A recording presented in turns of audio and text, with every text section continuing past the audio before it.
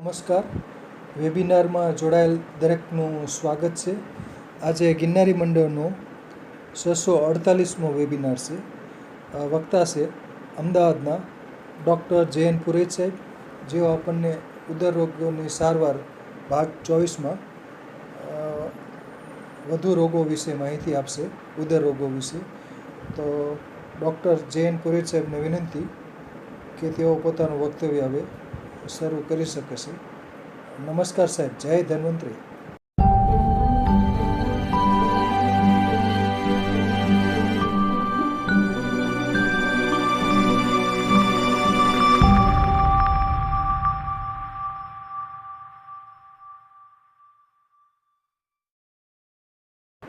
નમસ્કાર સર. જય ધન્વંતરી. યાદ શક્તિ નો અભાવ તો નથી, પણ થોડું કાર્ય બોજના હિસાબે થોડું મિસ્ટેક મિસ થઈ ગઈ. 24 એપિસોડ 24 ભાગ થી આપણે ઉદર રોગના 8 પ્રકારની વિશે વાતો કરી રહ્યા છીએ.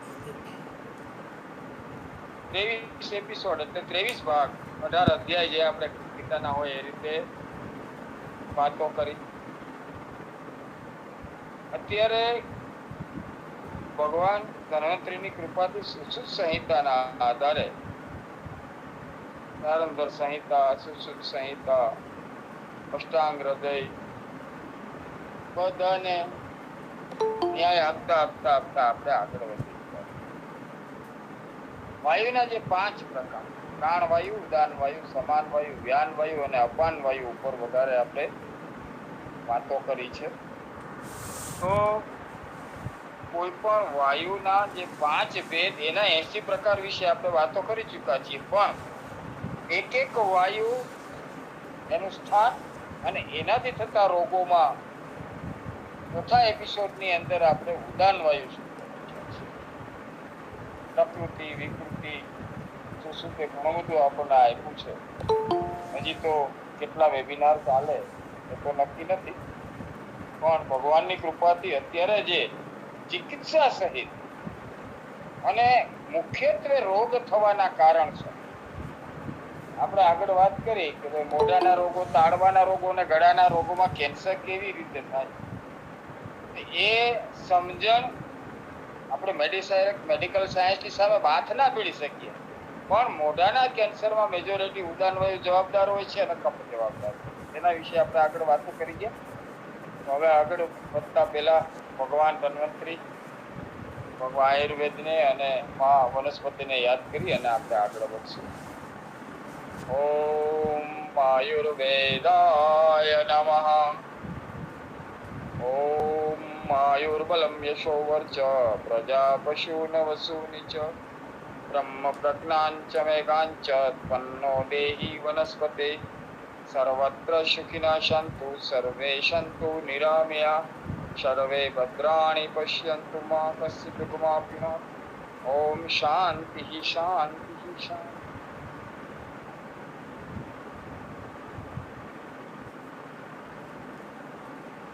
પ્રાણવાયુ પછી ઉદાન વાયુ.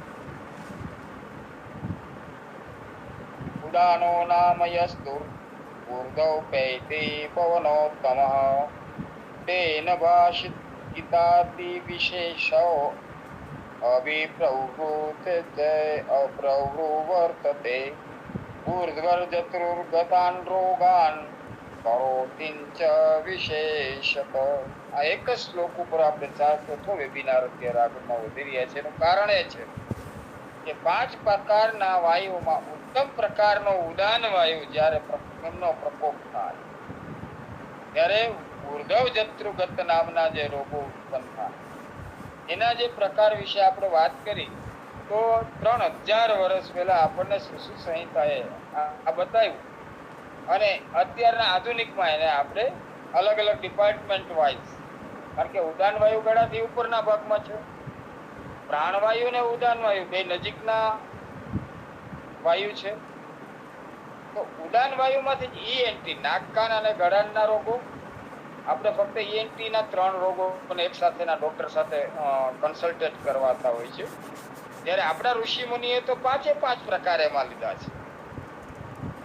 ચક્ષુ રોગ એટલે આંખના રોગો અને મગજના રોગો, માથાના રોગો, ન્યુરો ફિઝિશિયન ને ન્યુરો સર્જન ને લગતું જે નોલેજ આજે આપણને આધુનિક ડોક્ટરો જે આપી રહ્યા છે, ન્યુરો સર્જન, આઈ સ્પેશિયાલિસ્ટ ને ENT, આ બધાનો સમાવેશ ધન્વંતરીની કૃપાથી, ધન્વંતરીને પૂછતા પુત્ર આપણા સુશ્રુત દેવે એક શ્લોકની અંદર 5 રોગો વિશે આપણને જાગૃત કરી. વિચાર કરીએ તો ખ્યાલ આવે કે અત્યારના યુગનું વિજ્ઞાન ખરેખર વૈજ્ઞાનિકો, ફોરેનના વૈજ્ઞાનિકોએ તો ઘણા બધા આપણા પુસ્તકનો અભ્યાસ કર્યો છે, પણ જો અત્યારના આપણા આધુનિક વિજ્ઞાનો પણ આપણા જો આયુર્વેદના પુસ્તકોનો અભ્યાસ કરતા હોય, મારા જેવા તો શું અજ્ઞાની, તો હવે પૂરું ઇંગ્લિશ આવડતું ના હોય, ત્યારે એ લોકો સંપૂર્ણપણે જો એક શબ્દ ઉપર ભાર મૂકે અને આગળ વધે તો નવા સંશોધન પણ થઈ શકે ને. કારણ કે આપણે તાળવાના અને ગળાના રોગની અંદર ખબર પડી કે એની અંદર અસાધ્ય ગાંઠો જેને કહેવામાં આવે છે, રક્તાર્બુદ કહેવામાં આવે, ખુલાસો નથી કર્યો કાનૂની દ્રષ્ટિએ, પણ રક્તાર્બુદ એટલે કેન્સર, મેલિગન્સી, માયલોમા મેલિગન્સી હોય એને રક્તાર્બુદ કહેવામાં આવે. તો એ થવાના ચાન્સીસ શેમાંથી છે? વાતમાંથી, પિત્તમાંથી કે કફમાંથી? તો આપણને સંહિતાએ બહુ સરસ કહ્યું કે કફની અંદરથી આવા પ્રકારની ગાંઠો ઉત્પન્ન વધારે પ્રમાણમાં 80% એટલે કે 70 થી 80% આવા જે કેન્સરની ગાંઠો ગળામાં, મોઢામાં જે થતી હોય છે, તાળવામાં થતી હોય છે કેન્સરની શરૂઆત, એમાં ઉદાન વાયુ અને કફજન્ય ગાંઠો, એના આકાર પણ આપણને બતાવે. વિચાર તો કરીએ તો આપણને ખ્યાલ આવે. અત્યારના મેડિકલ સાયન્સની અંદર પણ એમને MRI ને સીટી સ્કેન કરીને સાઇઝ ને બધું આપણે બહાર કાઢી લે છે. આપણા ડોક્ટર બાયોપ્સી કરીને ટેસ્ટ કરીને માયલોમા મેલિગન્સી પણ એને સાબિત કરી દે છે. તો 3000 વર્ષ પહેલા સુશ્રુતે આપણને આ બાબતથી જાગૃત કરી. અને ત્યારબાદ આપણે એના વિશે ખૂબ ચર્ચા કરી. તો આજે જે દિવસે જીભના રોગો અને તાળવાના રોગો ખાસ કરીને એમાં વાત જ પિત્ત જ અને કફ છે. કફને લીધે થતી ગાંઠોને અસાધ્ય જાણવી, આવું આપણા ઋષિઓએ લખ્યું છે. આજે આપણે કર્ણરોગ વિશે થોડી વાતો કરીએ, કારણ કે નાક, કાન અને ગળું, એમાં નાક અને ગળું આ બે વિષય ઉપર, ગળુમાં તાળવું ને જીભ, એની અંદરનો જે પાછો એનો અંદરનો એક ડિપાર્ટમેન્ટ, ઝીણી ઝીણી બાબતોનું ઋષિમુનિએ આપણને જાગૃત કર્યા છે. તો કર્ણરોગને સમજવાની આપણે કોશિશ કરીએ તો વિદ્વાનોએ કાનના રોગોના 18 જાતના પ્રકાર કર્યા છે. વાતજ, પિત્તજ, કફજ, રક્તજ, શનિપૈતિજક, દંત્રી, શોથ, અર્બુદ, બુદ્ધિકરણ, કર્ણાશ, કર્ણહલ્લિકા, બાર્દય, તંત્રિકા, કંડુ, શુક્ષ્લી, કૃમિકર્ણ, કર્ણનાદ અને પ્રતિનાહ. આ કાનના રોગોના મુખ્યત્વે 18 રોગ આપણને સૂચવવામાં આવ્યા છે. કર્ણરોગાઃ સમાખ્યાતા અષ્ટાદશમિતા બુધૈ વાત પિત્ત કફાત તૃપ્તા રક્તપિત્તંચ વિદંત્રતિ શોથ અર્ધુપુતિ કર્ણ કર્ણાશમ કર્ણખલ્લિક બાર્દય તંત્રિકા કંડુ શુષ્કલી કૂર્મિ કર્ણક કર્ણનાદ પ્રતિનાહ ઇત્યદષ્ટાશ કર્ણજા. 18 પ્રકારના આ કર્ણ રોગની અંદર શરૂઆત કરીએ તો વાયુથી થતો કાનનો રોગ. આમાં આપણે પહેલા એને આપણે બોડી એનેટોમીની સાથે સાથે પહેલા એનું આપણે બાહ્ય નિદાન અને એની નિદાન કરવા માટેની જે પદ્ધતિ છે સુશ્રુત સંહિતા, તો એને આપણે પહેલા સમજવાની કોશિશ ખાસ એટલા માટે કરી, બધાને સમજણ હોય છે. આમાં બધા મહારથીઓ આપણા આદરણીય ઠક્કર સાહેબ ને નાકરાણી સાહેબ ને બધા ખૂબ આપણા સાયન્ટિસ્ટ સાહેબ. તો આપણે અહીંયા એટલા માટે આ ચર્ચા કરીએ કે ભૂલાઈ ગયેલા વિષયને પાછો જાગૃત, જે લોકો સ્ટડી કરી ગયા છે અથવા તો જેઓ પરંપરાગત સ્ટડી કરી હોય એમાં ભૂલાઈ ગયેલી વસ્તુઓને આપણે એક પછી આપણા અત્યારના વેબિનારમાં યાદ કરીએ છીએ અને એનું નિદાન અને ચિકિત્સા. કારણ કે સુશ્રુતમાં ચોખ્ખું કહ્યું છે કે ફક્ત નિદાન, મીઠી પુરોહિત સાહેબની જેમ વાતો જ ખાલી મહત્વની નથી, એમાં ચિકિત્સા. વાતો તો ઘણી થાય, નિદાન પણ થાય, પણ જ્યાં સુધી ચિકિત્સાથી પેશન્ટને સંતોષ ન થાય ત્યાં સુધી એ કેવળ વાતો જ રહે છે. કારણ કે આજે બધાને એક જ વસ્તુ ઉપર દ્રષ્ટિ હોય છે, મારો રોગ કઈ. તો પેલા આપણે નિદાનની બાજુ નજર કરીએ તો એમાં એનો પ્રકાર કેવો હોય? તો કોઈ કાનનો રોગ વાયુથી થયેલો હોય તો એમાં શું સંબંધ હોય એને વાયુનો? તો કે વાયુના સંબંધથી કાનમાં અવાજ થાય છે, ચસકા આવે છે, કાનમાંથી મેલ હોય એ સુકાઈ જાય છે, રૂક્ષતા, કાનમાંથી પાતળી રસી વહે છે અને સાંભળવાનું હોય. આ વાતજન્ય છે. પછી પિત્તજન્યની અંદર આમાં પિત્તના સંબંધથી કાન સોજી જાય છે અથવા લાલ થઈ જાય છે, અંદર સ્ક્રેચીસ પડે, ચીરા. ઘણા લોકોને આમાં અનુભવ થશે. અત્યારે આમાં જોઈન્ટ થયેલા સર્વને આવો ક્યાંક ને ક્યાંક વૈદ્યોને અનુભવ તો થતો જ હોય ને, પેશન્ટનો અનુભવ પણ થતો હોય અને પ્રત્યક્ષ પોતાનો પણ એક અનુભવ થતો હોય છે. પિત્ત સંબંધી કાન સોજી જાય, લાલ થઈ જાય, સ્ક્રેચીસ પડે એટલે ચીરા થઈ જાય, બળતરા થાય અને પીળા રંગ જેવી જેની અંદર હોય આ પિત્તજ. અને આમે પિત્તજનો કોઈ પણ રોગ હોય એમાં બિલબિલીન હોય એટલે પિત્તથી તથા એના લક્ષણો પીડા હોય. આ વસ્તુ બહુ મહત્વની. ત્યારબાદ નંબર 3, આમાં કફના સંબંધથી એટલે એકના બદલે બીજું જ કંઈક સંભળાય છે. આપણને અવાજ સ્પષ્ટ સંભળાતો નથી. આપણે ઘણી વખત ને કહેતા ખીચડી બનાવજો તો એટલે એમ કે હા કે ખીચડી જ બનાવવાની હતી. તો કોઈ મને તો એમ કે તમે ખીચડી બનાવવાના આવશો, એકની જગ્યાએ બીજું સંભળાય. શબ્દોને સમજવા માટે ગોટાળો થતો હોય છે. તો આ કફની સાથે સંબંધ ધરાવતું હોય છે. કફજન્ય ઇયર કોમ્પ્લિકેશનની અંદર આંખના રોગોની અંદર ખજવાળ મુખ્યત્વે હોય છે અને કઠણ સોજો એટલે ધીમે ધીમે આંગળી પણ આપણી અંદર નાખીએ ને તો કાનની જે દિવાલો હોય ને જડ થઈ જતી હોય, એને કઠણ સોજો કહેવાય આયુર્વેદની ભાષામાં. અને કફનો કલર તો કે મેજોરિટી સફેદ રંગ. સફેદ રંગની અને ચીકણી રસી જેની અંદર આવતી હોય આ કફજન્ય. વાત, પિત્ત અને કફ. વાતોદર, પિત્તોદર અને કફોદર, એની અંદરના વાયુ, પ્રાણવાયુ, ઉદાન વાયુ, સમાન વાયુ, અપાન વાયુ, આની સાથે આપણે આગળ વધી રહ્યા છીએ. એ આપણો મુખ્ય વિષય પાછો ભૂલાઈ ન જાય. પણ અત્યારે વાતોદર, પિત્તોદર ને કફોદર કઈ જગ્યાએ શું કામ કરે છે? ગળાથી ઉપરના ભાગની અંદર આપણે વાત, પિત્ત અને કફની જ ચર્ચા મુખ્યત્વે ચાલી રહી. એક વિચાર કરી તો ખ્યાલ આવે, જે 5-5, 6-6 મારા જેવો એક સામાન્ય વૈદ 5-5 વેબિનાર ખાલી એક ઉદાન વાયુના પ્રકરણની અંદર અને ક્યારે પૂરા થાય નક્કી નહીં, તો એની છીણાવટ આપણા ઋષિમુનિઓ કેટલી કરી છે. ત્યારબાદ વાત, પિત્ત અને કફ. હવે આ ત્રણેય પ્રકારથી જે રસી કેવા પ્રકારની હોય એના વિશે આપણને વાત થઈ. પછી ચોથો પ્રકાર સનેપૈત્તિક. એની અંદર 3 દોષ જોવા મળતા હોય. પિત્તના લક્ષણો જોવા મળે, કફના લક્ષણો જોવા મળે અને રસી ની અંદરના ઘટકો પ્રકૃતિ પ્રમાણે બદલાય. 3 દોષની સાથે સાથે એની અંદરના જે 3 દોષ મિક્સ થયેલા હોય, સનેપૈત્તિક હોય, વાત, પિત્ત અને કફ, તો એની અંદર રસીના પ્રકાર બદલાતા હોય છે પ્રકૃતિ પ્રમાણે. આપણને એ ટાઈપનું જોવા મળતું હોય છે. તો સનેપૈત્તિક આમાં 3 દોષના લક્ષણો જોવા મળતા હોય છે.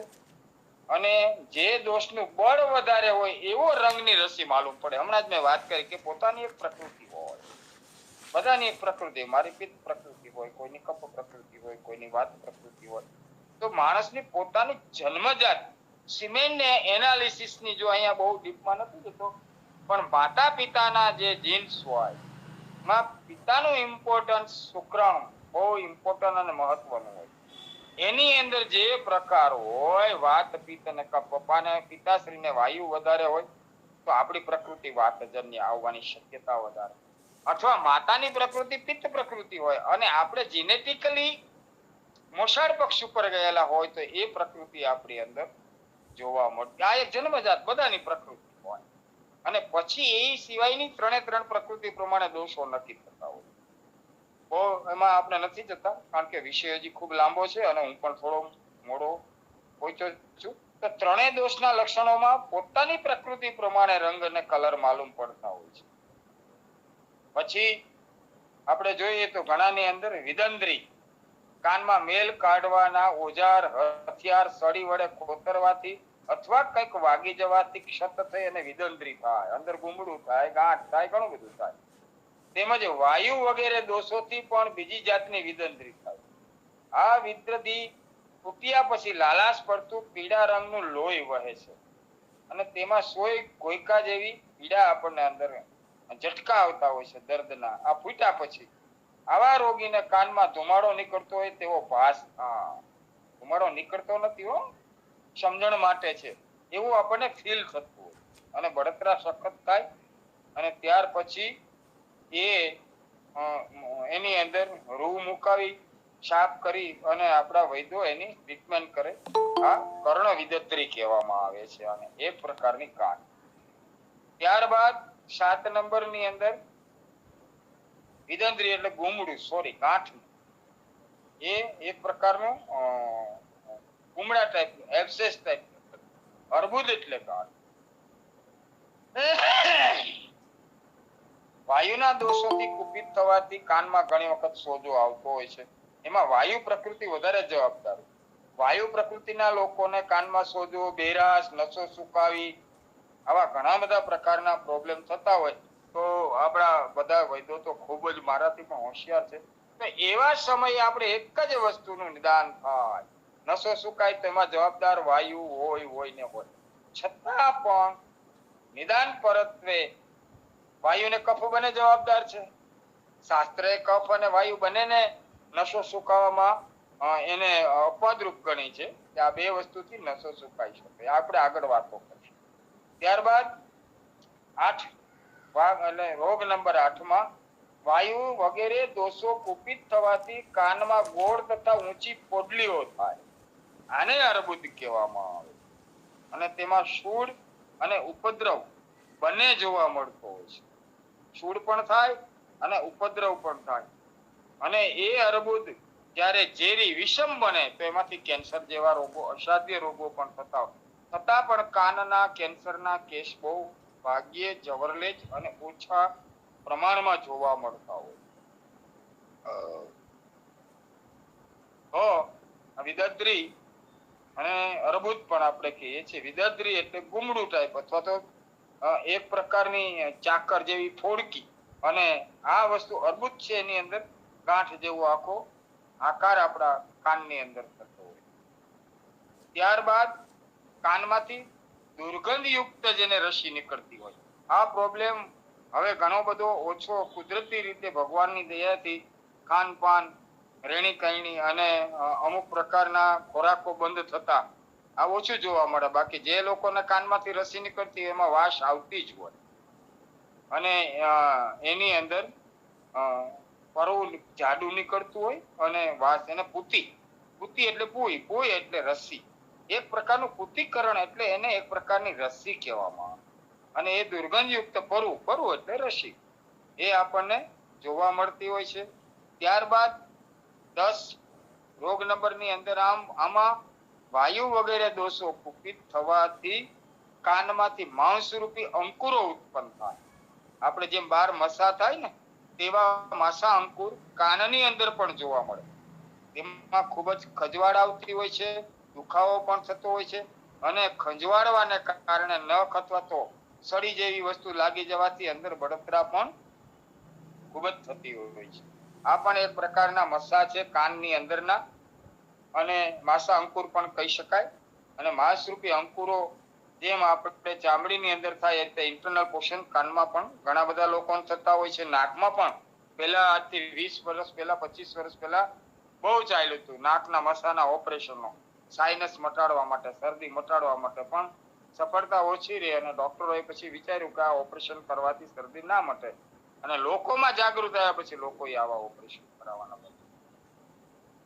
તો પ્રકરણ 11 ની અંદર કર્ણાશ, કર્ણાશ એટલે કાનની અંદર કોઈ જીવાત, પતંગિયું, કાન ખજૂરો, બગઈ એટલે બગાસ, આવું જંતુ પેશી અંદર અનેક પ્રકારની વેદના ઉત્પન્ન કરીને માણસને વ્યાકુળ કરી નાખે છે.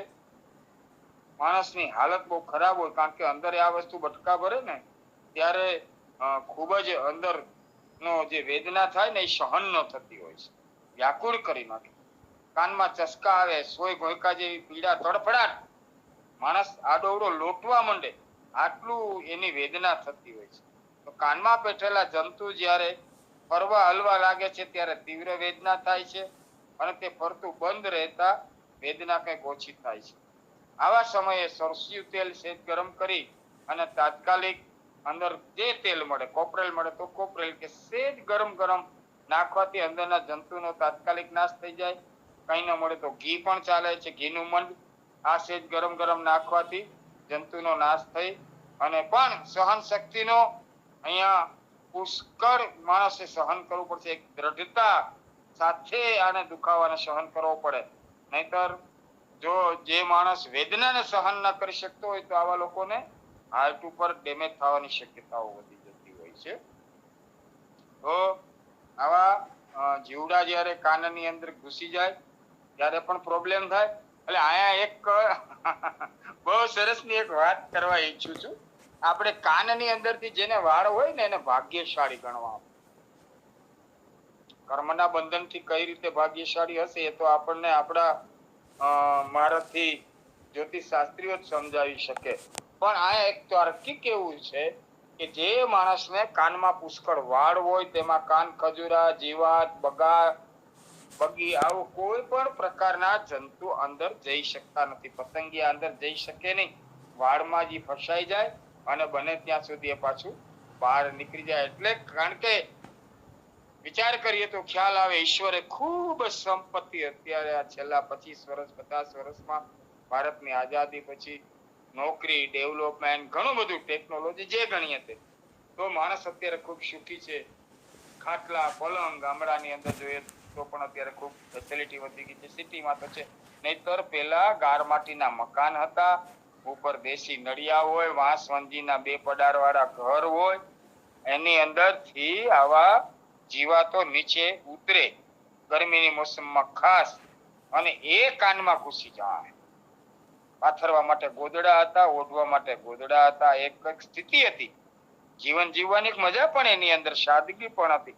પણ આવા સમયની અંદર કાનમાં જંતુ જવાના ચાન્સીસ વધી જતા. એટલે એમ કહેવામાં આવતું કે જેને કાનમાં વાળ હોય ને એને કે કોઈ વાળ કઢાવવા નહીં, એ માણસ ભાગ્યશાળી. ભાગ્યશાળી એટલા માટે ગણાય કે કોઈ જીવ જંતુ કાનની અંદર ઘૂસી નથી. ત્યારબાદ રોગ નંબર 12 બાર્ધીરિયા. બાર્ધીરિયા એટલે બહેરાશ. આમાં જ્યારે એકલો વાયુ અથવા કફયુક્ત વાયુ શબ્દવાહિનીની નળીઓમાં રહે છે ત્યારે તેનો સંબંધથી માણસ સાંભળતો બંધ થઈ જાય. જો શબ્દ કેવો વાપરો છે, શબ્દવાહિની નળીઓ. શબ્દવાહિની નળીનું ઇંગ્લિશ કરીએ તો નસ. આપણને ડોક્ટર કહે તમારી વેન છે એ સુકાય છે, ડિસ્પ્યુટ થાય છે, સંકુચિત થાય છે. અત્યારના ઇંગ્લિશ શબ્દો આ છે, તો જે એના ઓરિજિનલ આપણા ગુજરાતી શબ્દોની આજના આપણા એમ ડોક્ટરોને તો કોઈને આપણા શાસ્ત્રને કોઈને ભણાવવામાં નથી આવતું આવું, કે આ આપણા જે જૂના ઓરિજિનલ પ્રાચીન રોગો જ્યારથી એનું સંશોધન થયું ત્યારે શું કહેવામાં આવ્યું. શબ્દવાહિની નળી એટલે આપણે ઓડિયોમેટ્રિક કરાવતા ખબર પડે કે આપણા કાનની અંદર સાંભળવાની ક્ષમતા કેટલી છે. અને આ જ્યારે શબ્દવાહની નળીઓ સંકુચિત થાય, આ નસો જ્યારે સુકાય, ત્યાર પછી માણસમાં બહેરાશ આવે, બાધિર્યતા આવે. તો શોર્ટમાં બહુ નથી જતો, ડીપમાં બહુ. ત્યારબાદ 13 નંબરની અંદર આપણે જોઈએ તો બાધિર્ય પછી તંત્રિકા. આમાં પિત્ત વગેરે દોષથી, પિત્તયુક્ત દોષથી, વાયુયુક્ત દોષથી કાનમાં વાંસળીનો ધ્વનિ જેવો શબ્દ ઉત્પન્ન થાય. અને આપણા કેટલાક ગ્રંથકારોએ આને કર્ણકસ્વેડ પણ કહે છે, આ રોગને કર્ણકસ્વેડ. અને આપણે વેબિનારની અંદર પૂરો થયા પછી મારા કે કોઈ પણ સાહેબના વેબિનારની અંદર ઘણી વખત આવો પ્રશ્ન આપણે આવેલો છે કે કાનમાંથી સીટી વાગતી હોય ને એવો અવાજ આવે છે. અને આવા પ્રશ્નો ઘણા બધા આપણા વેબિનારમાં પૂછવામાં આવે છે, મંડળોમાં પૂછવામાં આવે છે, હિન્દી મંડળોમાં પૂછવામાં આવે છે, આપણા ગિરનારી મંડળમાં ઘણા લોકોનો આવા પ્રશ્નો હોય. તો આને કહેવામાં આવે છે કર્ણકસ્વેડ. અને એ પિત્ત અને વાયુ આ બંને દોષોને કારણે કાનમાં વાંસળી જેવો ધ્વનિ અથવા તો સીટી જેવો શબ્દ ઉત્પન્ન થાય છે. આને કર્ણકસ્વેડ કહેવામાં આવે છે. અને આપણી શરૂઆતની સામાન્ય મેડિકલની આયુર્વેદની ભાષામાં તંત્રિકા પણ એને કહેવામાં આવે છે. ત્યારબાદ 14 નંબરની વાત કરશું, સંસ્કુલી. સંસ્કુલી એટલે કફયુક્ત થયેલો વાયુ, એના કારણે કાનમાં ઈચિંગ થાય, ખંજવાળ આવે, કાનની અંદર ખંજવાળ આવે. અને એને કર્ણકંડુ પણ કહેવામાં આવે. કંડુ એટલે ખંજવાળ અને કર્ણ એટલે કાન. કંડુ એટલે પર્યાય શબ્દ ઘણા છે આપણા ખંજવાળ માટેના, હરજ, ખંજોળ, કંડુ, હજી પણ ઘણા નામ હશે પણ અત્યારે યાદ નથી. તો કર્ણકંડુ પણ એને કહેવામાં આવે છે અને ખાલી કંડુ પણ કહેવામાં આવે. એ કફ અને પિત્તની ગરમીથી સુકાવાથી કાનમાં જે મેલ ઉત્પન્ન થાય તેને કંડુ પણ કહેવામાં આવે છે, કર્ણકંડુ પણ કહેવામાં આવે છે અને કર્ણગુથક પણ કહેવામાં આવે. કર્ણગુથક, કર્ણ કંડુ અને ખાલી કંડુ. ખાલી કંડુ શબ્દને આપણે ખંજવાળ કહીએ છીએ, કોઈ પણ જગ્યાએ. પણ કર્ણગુથક અને કર્ણકંડુ આ બે એના મુખ્ય સમજવા માટેના શબ્દો છે. પછી ઇંગ્લિશમાં એક જ શબ્દ આવે, ઇચિંગ. ઇચિંગ એટલે ખજવાળ, ઇયર ઇચિંગ એટલે કાનની ખજવાળ. શબ્દને એમાં ટૂંકાવ્યા છે. જ્યારે આપણા ઋષિ મુનિઓએ વિસ્તૃતીકરણ કરીને એક એક વિષય ઉપર આપણને ખૂબ જ સરસ મજાનું જ્ઞાન પીરસેલું છે. ત્યારબાદ 15 નંબરની વાત કરીએ તો આની અંદર આમને કહેવામાં આવે છે કૃમિકર્ણક. કૃમિકર્ણક પણ ઉત્પન્ન થતું હોય છે.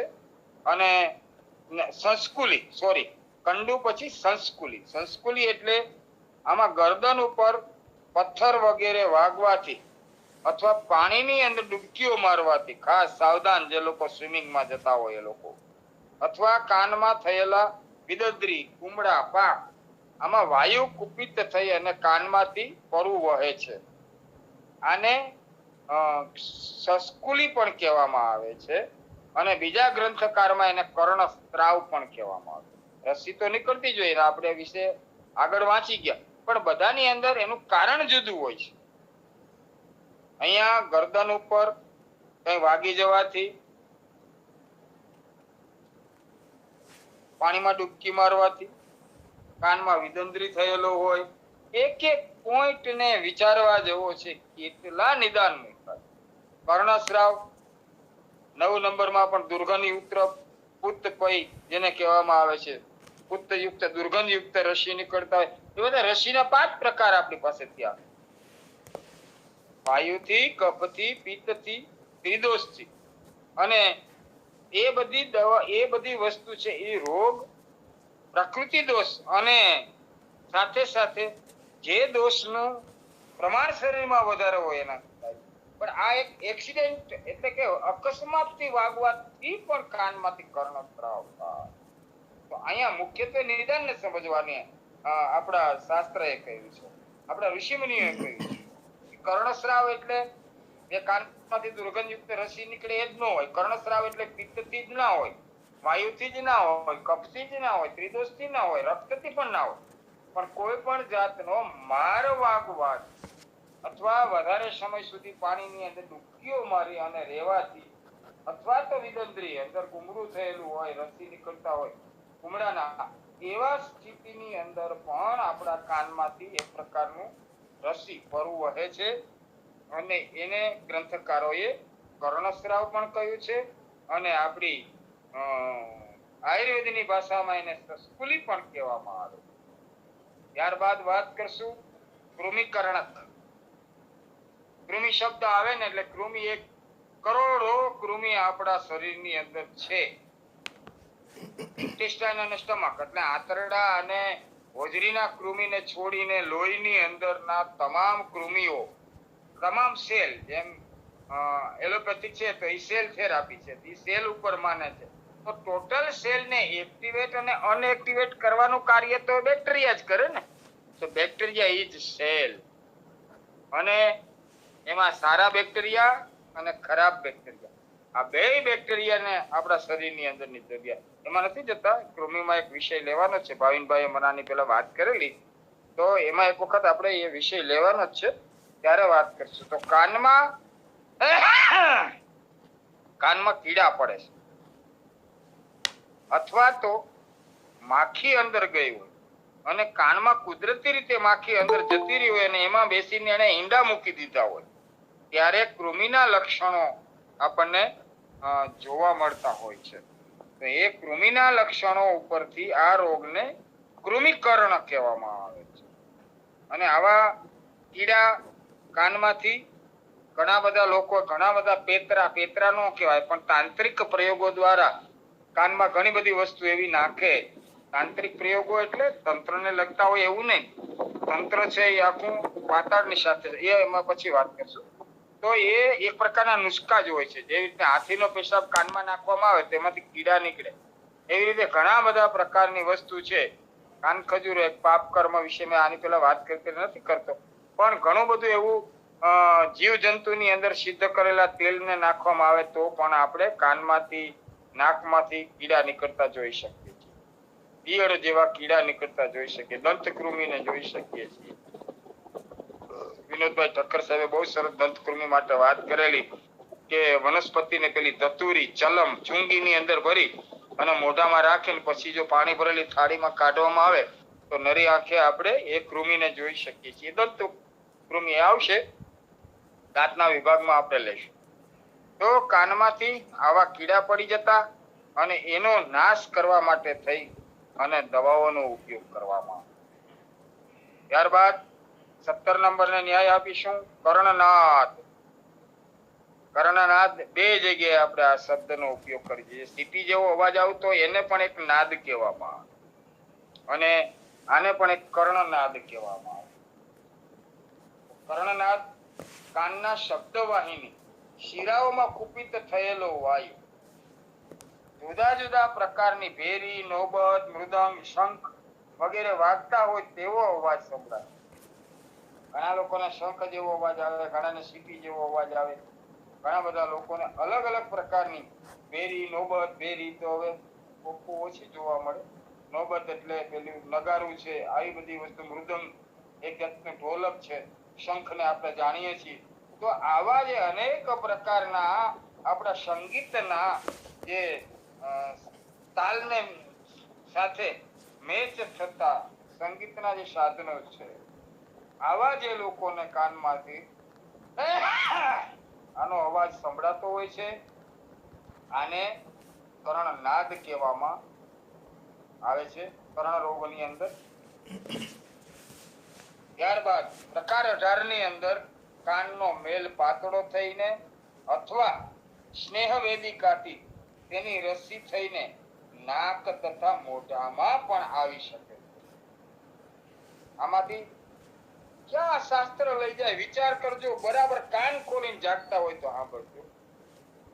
આધા શીશી થવા માટે થઈને કાનનો મેલ જવાબદાર છે. બોલો, આ હું નથી કહેતો હું.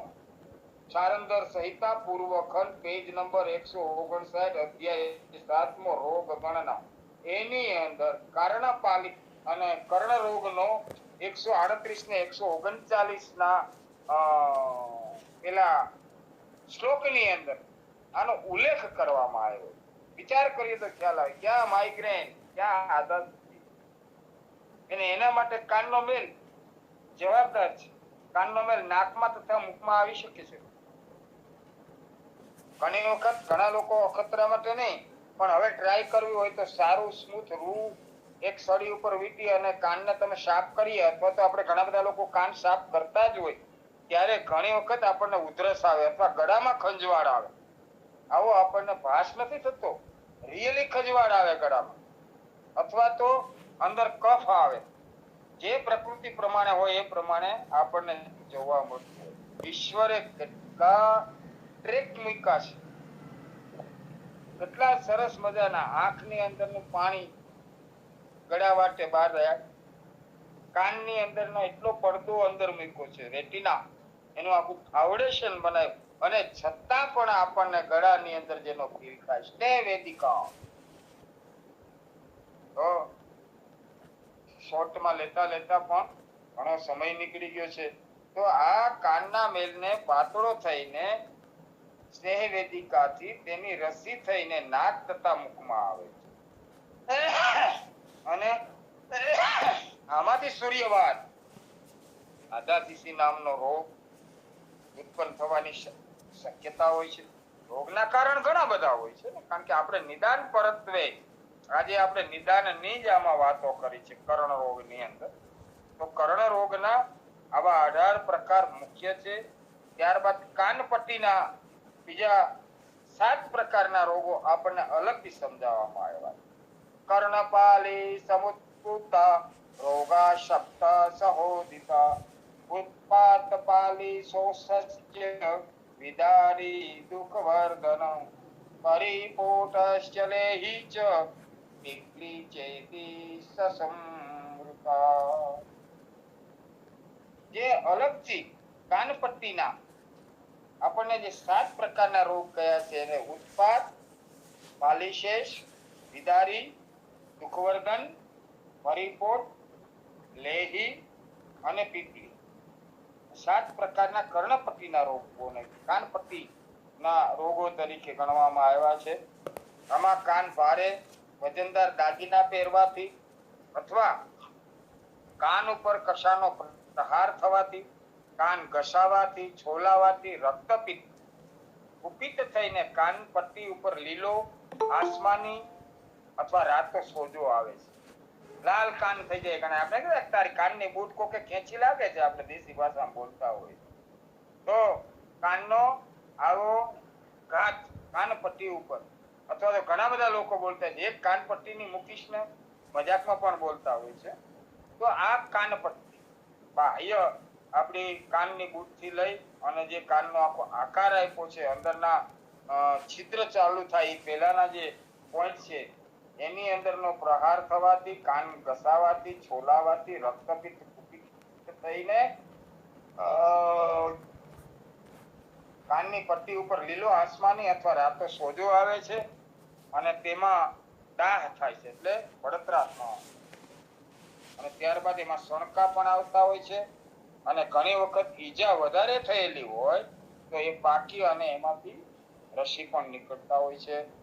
તો નંબર 2 માં આમાં વાયુના કોપથી કાનની બૂટનું શોષણ થઈ અને તે ઘણાને કાનની બૂટ છે ને એ થોડી નાની સંકુચિત થઈ જતી.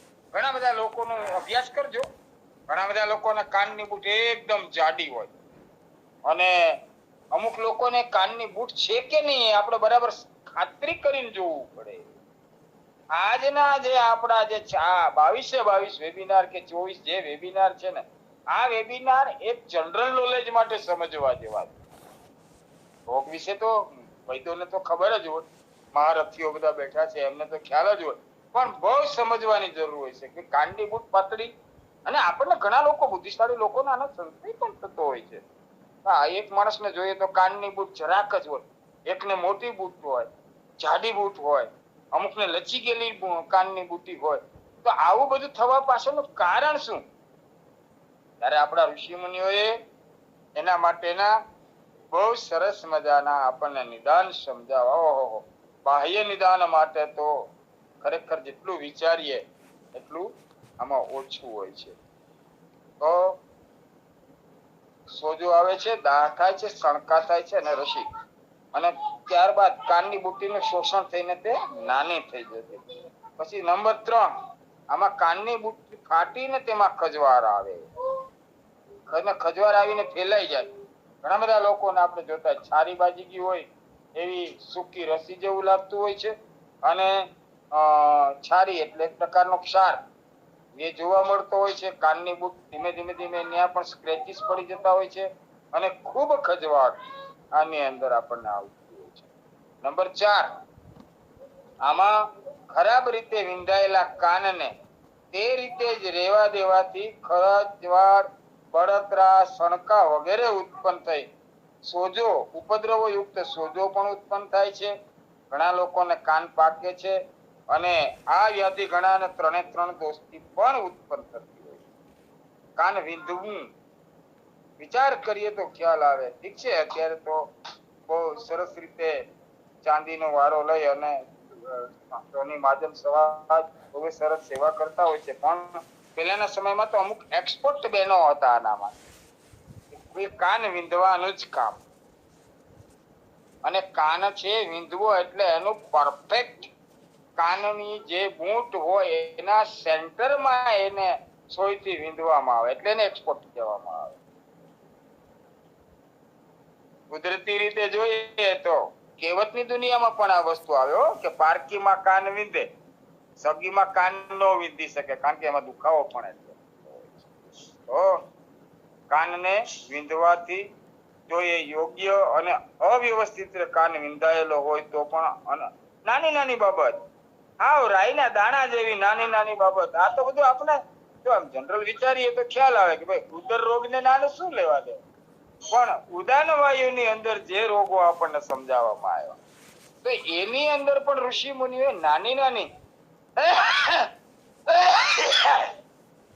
સામાજિક અસરો અને એની આપણને સમજણ આપણા ઋષિ મુનિએ આપી છે. 5 નંબર, આમાં વાયુના લીધે કાળો લાલાશ પડતો કઠણ ફોડલીઓ વાળો દુખાવો અને ફોડલીઓ થતી હોય છે કઠણ, કે જે આપણે ખીલ થાય ને અને ખીલ સુકાઈ જાય એટલે અંદર મીંજ હોય, અને મીંજને તોડીને પછી કાઢીએ ત્યારે ઘણી વખત ડાઘ રહી જતા હોય છે લાઈફ ટાઈમ. એવી કઠણ ફોડલીઓ કાનની અંદર થતી હોય છે. અને એમાં પોઈન્ટ તમામ આ બધું તમે ખરેખર લોકોની સામે નજર કરી અને લોકોના ચહેરાનું અવલોકન કરશો, કાનનું અવલોકન કરશો તો ક્યાંક ને ક્યાંક તો આવું જોવા મળે જ. સેજ ઉપર કાળી અને નીચે કઠણ ફોડલી. 5 નંબર, આ આપણે કાનપટ્ટીના રોગોની અંદર સમજી રહ્યા છીએ. ત્યારબાદ 6 નંબર, આમાં કાનની પટ્ટી ઉપર કફ, રક્ત અને કૃમિથી ઉત્પન્ન થયેલો અને ફરતો સોજો આવે છે. માણસ ઘણી વખત સડી જાય છે અને થોડો કાન ખવાઈ ગયેલો હોય ને, પંખો ખવાઈ જાય સાયકલ ને એની જેમ સેજ ખવાઈ ગયેલો, તૂટી ગયેલો આપણને જોવા મળતો હોય. જોકે અત્યારે અહીં સુધી આપણે નથી પહોંચતા, કારણ કે આધુનિક સારવાર અને મેજોરિટી આવા રોગો અત્યારે બહુ ઓછા થતા હોય છે. ખૂબ જ સમજણ આવી છે, સ્વચ્છતા વધી છે, નિત્ય સ્નાનાદિ ક્રિયાઓ થઈ છે, અને 1-2 બાળક હોય એટલે એની સંપૂર્ણપણે માતાએ બચપનથી ખૂબ કાળજી લીધેલી હોય છે. તો આવા 6 પ્રકારના કાનપટ્ટીનો રોગની અંદર આવું થતું હોય છે. અને 7 જે કાનપટ્ટીના રોગો કયા છે, આમાં કાનની બુટીના છિદ્રને મોટું કરવા જતા બહુ વિચારવું પડે, બહુ ગ્રામ્ય વિસ્તારની અંદર જવું પડે. કાન વિંધે પછી એમાં નાની એવી હળી નાખે, પછી લીમડાની પાન પૂરા થઈ જાય પછી નીચે ખરી ગયેલી સળી રાખે અને પછી ધીમે ધીમે અનેક પ્રકારના બીજા લાકડાના બટકા સાઈઝ પ્રમાણે મૂકી અને કાનની બૂટને મોટી કરવામાં આવે. પણ જો એમાં વધારે પડતું હજુ હોલ ખૂબ નાનો હોય અને વધારે પડતું દબાણ કરી અને જાડી સળીઓ નાખવામાં આવે તો કાનની બુટ્ટીમાં પણ વાયુ કુપિત થઈ કફની સાથે મળી અને કઠણ છતાં મંદ વેદના વાળો સોજો ઉત્પન્ન કરે, ખજવાળ પણ આવે. ગ્રંથકારોએ આને ઉન્મથ પણ કહ્યું છે. ઉન્મંથ નામનો પ્રકાર પણ કહેવામાં આવ્યો. વધારે પડતું બળાત્કાર એટલે કે તાકાત લગાડી અને છિદ્રને મોટું કરવાની જે કોશિશ કરવામાં આવી હોય તો એમાં પણ આવા પ્રકારના રોગો થતા હોય છે. વેબિનાર થોડો આપણે લેટ શરૂ કર્યો છે તો સાથે સાથે કર્ણ પ્રકરણને પૂરું કરવા માટે થઈ અને કર્ણમૂળના રોગોના જે 5 પ્રકાર છે એને પણ આપણે સંક્ષિપ્તમાં સમજી અને ત્યાર પછી કર્ણ રોગ વિશેની ચિકિત્સા વિભાગ 2 ની અંદર આપણે ભાગ 2 માં એટલે કે 25 માં આપણે એની ચિકિત્સા સંપૂર્ણ પ્રમાણે લેશું. ત્યારે આટલી બધી જે વિસ્તૃતીકરણની વાતો છે સમજવા માટે કરી છે. ચિકિત્સામાં સંપૂર્ણપણે આપણે યાદ રાખશું કે કેવા રોગમાં શું આપણે 24 નંબરમાં જોયું હતું એ યાદ રાખી અને પછી 25 ની અંદર આપણે ચિકિત્સામાં જશું. કર્ણમૂલ માયા પચ્ચ વાત પિત્ત કફાદપી સનિપાઈત રક્તા ચ સર્વ કર્ણમૂલે. કર્ણમૂળના રોગ 5 છે. વાતજ, પિત્તજ, કફજ, સનિપાઈતિજ અને રક્તજ. હવે જનરલ તો આપણે જ્યારે શરૂઆત કરી ત્યારે આ બધા રોગો અને આપણે વિસ્તૃતીકરણથી વાત તો કરી જ ગયા છીએ. શરૂઆતની અંદરના જે 5 પ્રકાર આપણે લીધા એની અંદર તો પણ આ મુખ્ય 5 7ના પાછા 18ના મુખ્ય 5 કર્ણમૂળમાં થતા રોગો છે. આમાં કાનની નીચે કાનના મૂળની જગ્યાએ ગાંઠ. યાદ કરો, ઘણા આવા લોકોને તમે જોયા હતા આપણે રસોડી કાનની નીચે, કાનની બૂટ પાસે, કાનની પાછળ, કાનની આગળ ઘણા બધા લોકોને રસોડી થતી હોય. આ 5 પ્રકારથી અને છેલ્લે 6ઠી લોહીથી રક્તાર્બુદ આવી રસોડીઓ જે થતી હોય છે આ કાનની નીચે કાનના મૂળની જગ્યાએ થાય છે. તેમાં જે દોષનો પ્રકોપ અધિક હોય તેવા પ્રકારના ઉપદ્રવ થાય છે. દાખલા તરીકે વાયુનો પ્રકોપ અધિક હોય તો વેદના થાય, પિત્તનો પ્રકોપ વધારે હોય તો બળતરા થાય, કફનો પ્રકોપ વધારે હોય તો ખંજવાળ આવે અને ત્રિદોષજન્ય પ્રકોપ હોય તો ત્રણેય દોષના લક્ષણ થાય. રક્તજ કર્ણમૂળમાં ખાસ કરીને કર્ણમૂળની અંદર જ્યારે આવા રોગો ઉત્પન્ન થાય વિચાર કરીએ તો ખ્યાલ આવે ક્યાં આપણને ઋષિઓ લઈ જાય છે. એને કારણે વિષમ જ્વર, ઝેરી તાવ આવતા પહેલા કે તાવ ઉતર્યા પછી આવા જે તાવ આવતા હોય અને ઈ તાવ જ્યારે ઉતરે ત્યારે કાનના મૂળમાં સોજો ઉત્પન્ન થાય. આપણે એને જુદું જ ગણીએ. હમણાં જો તાવ આવ્યો તો દવા લીધી ને તો કાનમાં સોજો આવી ગયો દવાને કારણે, કા શરદીનો તાવ હશે એવું આપણે અનુમાન કરતા હોય છે. તો ત્યાં સુધી રક્તમૂળની વાત આપણને આપણા ઋષિ મુનિઓએ સમજાવી. કર્ણરોગની અંદર 5 પ્રકારના મુખ્ય આપણે કર્ણમૂળના રોગો, 7 પ્રકારના કાનપટ્ટીના રોગો અને 18 પ્રકારના કર્ણ રોગ, એટલે 18 ને 7 25 ને 5 30 પ્રકારના કર્ણ રોગ. કાનપટ્ટી એટલે કે કર્ણપાલીના રોગ અને કર્ણમૂળના રોગ. આ વાતો આપણે સંક્ષિપ્તથી એના નિદાન સમજવા માટે જનરલ નોલેજની અંદર લેવા જેવી વાતો કરી અને આજના વેબિનારને અહીંયા પૂર્ણ કરશું. તો સર્વત્ર સુખિના સંતુ, સર્વે સંતુ નિરામયા, સર્વે ભદ્રાણિ પશ્યન્તુ, મા કશ્ચિત દુઃખમાપ્યુનાથ.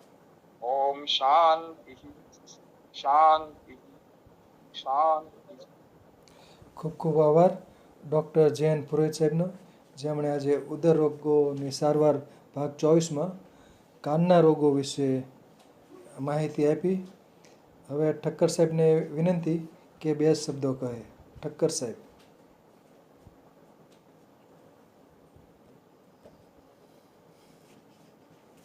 જય મંત્રી પુરોહિત સાહેબ એટલું ઊંડાણમાં અને એ પણ સર્જરીની જેની આપણે મહત્તા સર્જરીની પુસ્તક સુશ્રુત એના શ્લોકો ટાંકી અને જે રીતે આપણી સમક્ષ આટલું ઊંડાણપૂર્વક વિશ્લેષણ આપે છે તો હૃદયથી પુરોહિત સાહેબનો આભાર માનીએ. અને કાન એ અગાઉ પણ આપણે ઘણી વાર ચર્ચા થતી હોય છે કે શાસ્ત્રમાં દૈનિક એની અંદર તેલ પૂરવાનું કીધું છે. શિર કણ પાદેશુ, પાદે એટલે પગના તળિયા. આ કહેવાનું આની પાછળનું બહુ ઊંડું સાહેબ આગળ લઈ જ લેશે. સાહેબે કીધું કે ચિકિત્સા ઊંડાણથી આપણે સમજીશું, પણ આ પ્રયોગ નિત્ય કરવા જેવો હોય છે.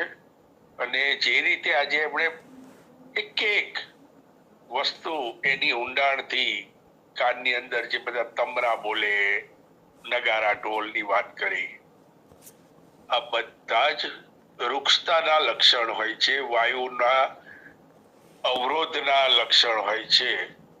એટલે આ તેલ પૂરવાનું જે શાસ્ત્રમાં કીધું છે એ અપનાવવા જેવું છે, નિયમિત અપનાવવા જેવું છે. મારે ન બોલવું જોઈએ પણ આજે વિષય એવો છે એટલે પુરોહિત સાહેબની પૂર્વ મંજૂરી હશે જ, પણ શાસ્ત્રમાં આ દૈનિક પ્રક્રિયામાં મૂકેલું છે.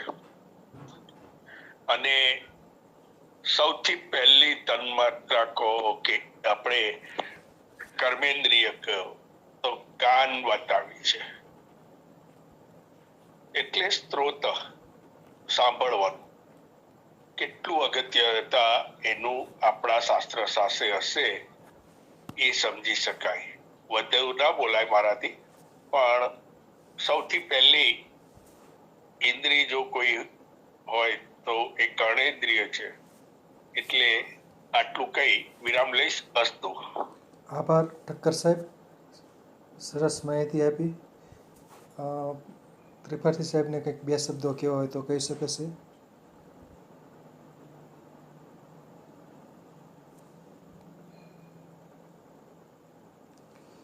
ખૂબ ખૂબ આભાર પુરોહિત સાહેબ. પુરોહિત સાહેબને હવે થોડાક પ્રશ્નો બધા વતી હું પૂછી લઉં છું. કેટલાક લોકો જન્મથી જ બહેરા મૂંગા હોય છે, ડમ્બ એન્ડ ડેફ, બહેરા અને મૂંગા. તો એનું કારણ શું હોઈ શકે? માતાના ઉદરની અંદર પણ ખાસ કરીને બાધિર્ય, આપણે બાદરિયા ઉપર અને બે ઉપર વાત કરી શકાય, કારણ કે આપણો વિષય નાક કાન ને ગળું બધું જ છે. તો બાધિર્યતા એટલે બહેરાપણ. તો બહેરાપણાની અંદર પણ જવાબદાર આપણા દોષો જ હોય. માતાની પ્રકૃતિ માતાને અલગ અલગ પ્રકારના અથવા વિરુદ્ધ આહારો અથવા તો વધારે પડતું રાત્રિના સમયે ખટાશ વાળા પદાર્થો લેવાથી વધારે પડતો દૂષિત થયેલો કફ ની અસર ગર્ભાશયની અંદર પ્લેસેન્ટા દ્વારા જે બાળકને પોષણ મળતું હોય છે એને કારણે એ જે વિરુદ્ધ આહાર અથવા તો ન સગર્ભા અવસ્થામાં ન લઈ શકાય એવા પ્રકારના ખોરાક લેવાથી એની અસર બાળક ઉપર આવતી હોય છે અને બાળક બેરું મૂંગું થતું હોય છે. અસ્તુ. સરસ. બીજું, અમુક લોકોને ચક્કર આવતા હોય છે, તો એમાં પણ કાન જવાબદાર હોય છે. અમુક લોકોને ચક્કર આવવાનું કારણ પણ કાન જવાબદાર હોય છે. તો એના વિશે થોડોક પ્રકાશ પાડો. વર્ટિગો કહે ને, ચક્કર આવવા. વર્ટિગો છે ને સાહેબ, એ બ્રેઇન સાથે સંબંધ ધરાવે છે. હજી માથાના રોગોમાં વર્ટિગો આવશે, કારણ કે આપણા જે ઉપરના સર્વાઇકલના જે મણકા હોય છે ને એમાં સોજો આવવાથી વર્ટિગો થતું હોય છે, પણ સાથે સાથે કાનમાં સોજો આવવાથી પણ વર્ટિગો થઈ શકે. આપણે ઘણી જગ્યાએ વાત પિત્ત અને કફ ત્રણેય દોષોથી અંદર વધારે પડતું પિત્તની અંદર સોજાના લક્ષણો વધારે આપણને જોવા મળતા હોય છે. તો એના કારણે માણસની એક તો બહેરાશ, સામાન્ય બહેરા વ્યક્તિઓ જ્યારે શબ્દોને પકડવા માટે બ્રેનને ખેંચી ખેંચીને એ બાજુ કાન અને કાના પાછળ હાથ રાખી અને સાંભળવાની કોશિશ કરતા હોય છે એક ચિત્ત થઈને, ત્યારે પણ આ ચક્કર આવવાની શક્યતા ખૂબ વધી જતી હોય છે, કારણ કે એનો લોડ બ્રેન ઉપર આવતો હોય છે. અસ્તુ. બરાબર છે. બીજું, અમુક લોકોને શરદીને કારણે કાનમાં સડકા આવતા હોય છે, જેમ કે તીવ્ર શરદી થઈ ગઈ હોય ને અને શેડા કે લીંટ બહાર કાઢતી વખતે શું કે ધાક પડી જતી હોય છે, કાનમાં ધાક પડી જાય છે, એનું કારણ? હા, એના માટે જવાબદાર કફ છે, જાડો કફ, શરદીયુક્ત કફ. માણસને વધારે પડતી જાડા કફવાળી શરદી થઈ હોય, હમણાં આપણે જેમ વાત કરી ને કે કાનની અંદરનો તત્વ પણ ગળામાં આવી શકે છે, નાકમાં આવી શકે છે, તેવી જ રીતે નાકની અંદરની લીંટ વધારે પડતી જાડી હોય અને ખેંચવાથી આપણી જે કાનની હરખ, જેને દેશી ભાષામાં આપણે કહીએ છીએ, રેટિના ફાઉન્ડેશનની પાછળની જે નસ હોય છે એ નસની અંદર પણ કફનું પ્રમાણ નાક અને કાન બંનેમાં હોય તો એને ધાક પડી જતી હોય છે. અને ખાસ કરીને આવી શરદીની અંદર ખાનપાન ઉપર ખૂબ ધ્યાન આપી અને દવા લેવામાં આવે તો વ્યવસ્થિત થઈ જતું હોય છે. પણ જ્યારે અસહ્ય શરદી, ત્રિદોષજન્ય જ્યારે શરદીનું પ્રમાણ હોય અથવા ઇમ્યુનિટી બહુ ઓછી હોય, એટલે શરીરમાં વીકનેસ હોય અને આવી જાડી શરદી થાય ત્યારે કાનમાં ધાક પડી જતી હોય છે. આંખો અને પણ આપણે હલાવીએ ને તો હલી ના શકે, આપણે દ્રષ્ટિ બદલીએ તો આંખોમાં પણ દુખાવો થતો હોય છે અને નાકની અંદર એક બાજુનું નાક પણ બંધ થઈ જતું હોય છે. અસ્તુ. બરાબર છે. બીજું, કાનની અંદર એક કાનનો પડદો હોય છે અને પડદાની અંદરની બાજુએ હથોડી, એરણ ને પેગડું આવી રચના હોય છે. એટલે એનાથી આપણને અવાજ સાંભળીએ છીએ. હથોડી, એરણ ને પેગડુંની એવી રચના હોય છે એના કારણે. તો કાનનો પડદો કેટલીક વખત તૂટી જતો હોય અથવા કાનના પડદામાં છિદ્ર થતું હોય તો એને કારણે કઈ કઈ તકલીફ થાય? હા, એમાં પૂતિકરણ, આપણે 9 નંબરની જે વાત કરી ને પૂતિકરણની અંદર જ્યારે દુર્ગંધયુક્ત રસી નીકળતી હોય એ અને કૃમિકર્ણક, એટલે કે અંદર અનેક પ્રકારના બેક્ટેરિયા કાનની અંદર થયેલા હોય અને વાસ આવે એવી દુર્ગંધયુક્ત રસી જ્યારે નીકળતી હોય તો એમના બેક્ટેરિયા ધીમે ધીમે ધીમે ધીમે કાનના પડદાની અંદર હોલ કરી નાખતા હોય છે.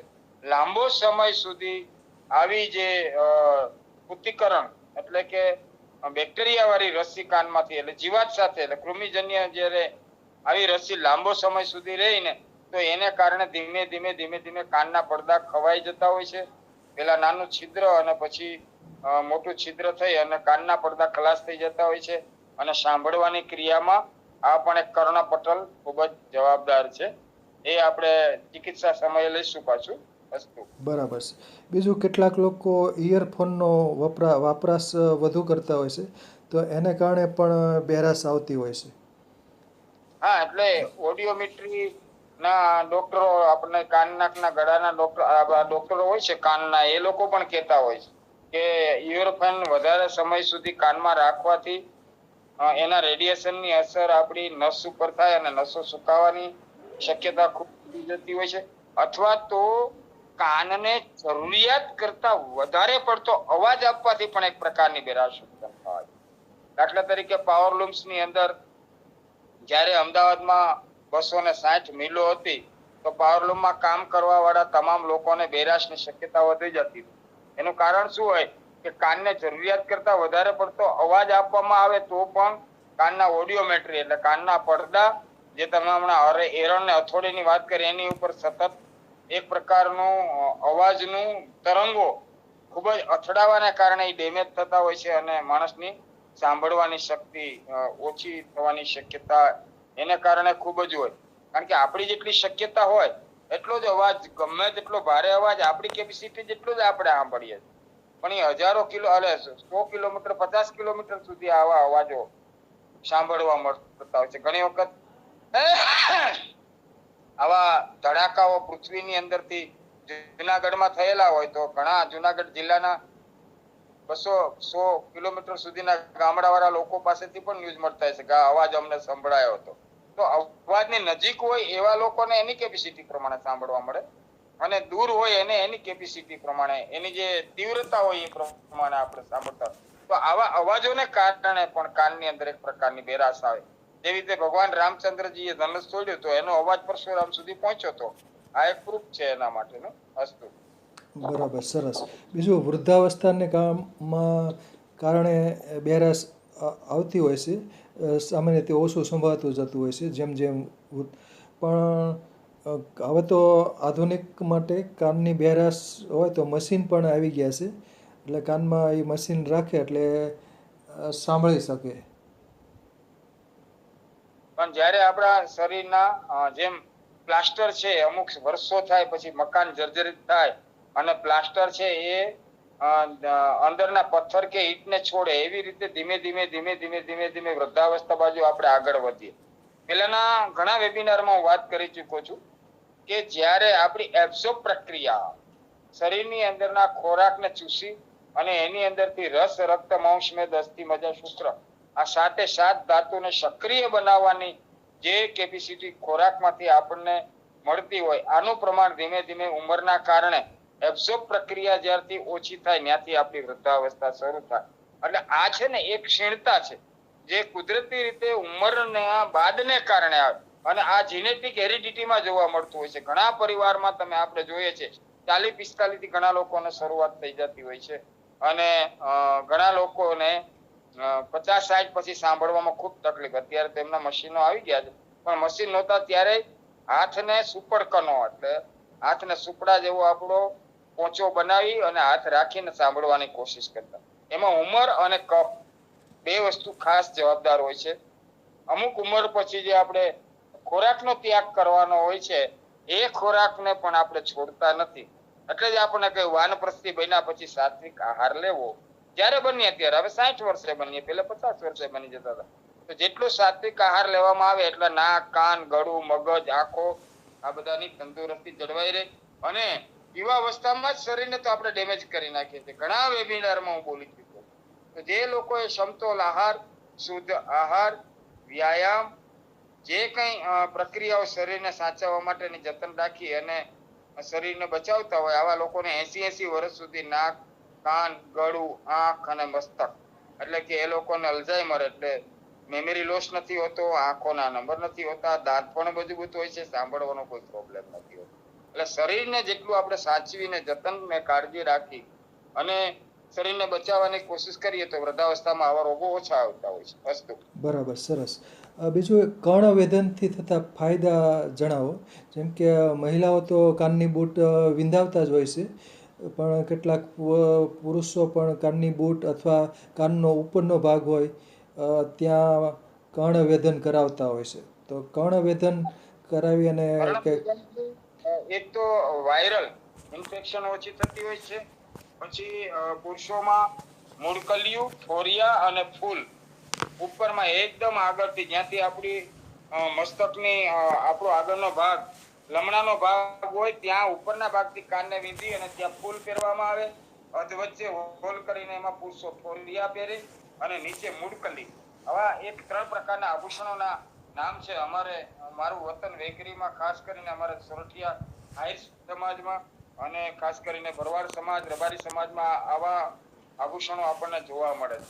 હવે જે વચ્ચેથી કાનને મિડલમાંથી વીંધવામાં આવે છે આવા લોકોને શ્વાસની તકલીફ થવાની શક્યતા ખૂબ જ ઓછી રહેતી હોય છે. અને એક ગરમીના કારણે પસીનો અંદર જે અને કાનમાં તકલીફ થતી હોય છે એમાં ફૂલ એટલે આપણું જે ભેજાનો ભાગ જ્યાંથી શરૂ થતો હોય છે લમણાનો ત્યાં ઉપર પહેરવામાં આવે છે. એનાથી એ ફાયદો થતો હોય છે. અને કાનની બુટ્ટી આપણે જે વાત કરી ને કે જેને વીંધી અને વધારે પડતા ધરાર મોટું હોલ કરવામાં આવે તો અનેક પ્રકારના રોગો શરીરમાં સણકા ને તકલીફ થતી હોય છે વિંધાયેલા કાનની અંદર. તો આ ચિકિત્સામાં હું લેવાનો જ હતો પણ આપણે પૂછ્યું છે તો સંક્ષિપ્તમાં કહી દઉં છું. વિંધવાથી પણ શ્વાસ, દમ અને એલર્જી આ 3 વસ્તુ કાનની બુટ્ટીની અંદર એના એકદમ સેન્ટરની અંદર જો સંપૂર્ણ પ્રમાણે હોલ થાય અને કુદરતી રીતે છિદ્ર થઈ જાય તો ઘણા બધા પ્રકારના ફાયદા થતા હોય છે. બાકી આપણે ચિકિત્સામાં લઈશું. અસ્તુ. બરાબર છે. સરસ. બીજું એક છેલ્લો પ્રશ્ન પૂછી લઉં છું. કાનમાં પાણી જવાથી અથવા પાણીમાં તરવાથી કાનને થતું નુકસાન વિશે જણાવો. કેમ કે અમુક લોકો પાણીમાં તરતા હોય અથવા વરસાદમાં પાણીમાં ને રીતના કાનમાં પાણી જતું હોય તો હા, એનાથી વધારે પડતું આપણે એ વાત આમ તો આપણે કરી જ ચૂક્યા છીએ ચાલુ વેબિનાર ની અંદર કે ડૂબકી મારી અને લાંબા સમય સુધી અંદર રહેવાથી એક પ્રકારનું પાણી આપણા કાનમાં જતું હોય. હવે એ કુદરતી રીતે નીકળી જતું હોય ને ના નીકળે તો આપણે બે બાજુની આંગળી કાનમાં રાખી અને જોરથી કાનમાં પેલા દબાવીને જોરથી બહાર ખેંચવામાં આવે તો એક એર પ્રેશરના કારણે અંદર ગયેલું પાણી જનરલ નીકળી જતું હોય છે. પણ આવું પાણી ન નીકળે તો એ કેવા પ્રકારનું પાણી અંદર ગયેલું છે? ખારું પાણી છે, મીઠું છે, દરિયાનું પાણી છે, નદીનું પાણી છે, ડોળું પાણી છે, મેલું પાણી છે, એ પ્રમાણે એમાંથી અનેક પ્રકારના રોગો થાય અને એની કાળજી લેવામાં ન આવે તો બેરાશ પણ થઈ શકે. અસ્તુ. વાહ વાહ, સરસ સરસ, આભાર.